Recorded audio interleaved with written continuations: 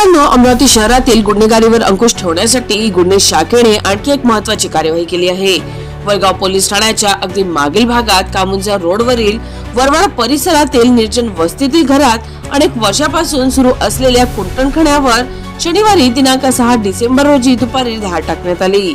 मित्रांनो, गुन्हे शाखेचे पोलीस निरीक्षक संदीप चव्हाण यांनी पथकासह केलेल्या या कार्यवाहीत देह व्यापार चालवणारी 40 वर्षीय महिला तसेच तिच्याकडून व्यवसायासाठी बोलवलेल्या 25 आणि 35 वर्षीय 2 महिलांना ताब्यात घेण्यात आले।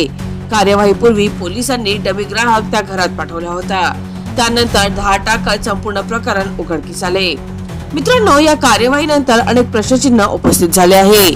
वडगाव पोलीस ठाण्याच्या जवळच हा कुंटणखाना अनेक वर्षे सुरू असताना ठाणेदार वैभव पानसरे किंवा स्थानिक डीबी स्क्वॉडच्या काही अधिकाऱ्यांना याची कल्पना नसावी का, अशी शंका स्थानिक नागरिकांनी व्यक्त केली आहे।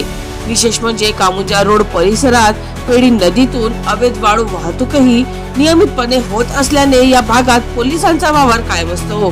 मित्रांनो, तपासातून असे उघड झाले आहे की कुंटणखाना चालवणारी महिला ग्राहकांकडून प्रत्येकी 1000 रुपये आकारत होती। यातील 500 रुपये ती स्वतःकडे ठेवत असून उर्वरित 500 रुपये ती बोलवलेल्या तरुणीला देत होती। निर्जन परिसरातील त्या एकमेव घरात अनेक वर्षापासून हा अवैध धंदा सुरू असल्याची माहिती समोर आली आहे।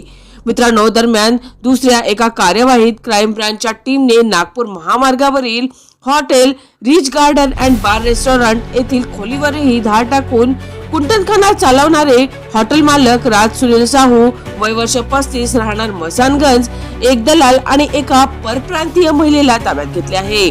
मित्रांनो, देह व्यापार रॅकेटमध्ये सहभागी असलेल्या व्यक्तींच्या मोबाईल नंबरची सखोल तपासणी करण्यात येत असून त्यांना आर्थिक किंवा इतर प्रकारे मदत करणारे तसेच ग्राहक म्हणून जाणाऱ्यांचीही चौकशी सुरू आहे। पोलिसांनी नागरिकांना आवाहन केले आहे की शहरात कुठेही वेश्या व्यवसाय किंवा कुंटणखाना सुरू असल्याची माहिती मिळाल्यास तत्काळ पोलिसांना कळवावे, अशी विनंती करण्यात आली आहे। चला तर मित्रांनो, पुन्हा भेटू या नवीन बातमीसह। तोपर्यंत पाहत रहा अमरावती सिटी न्यूज।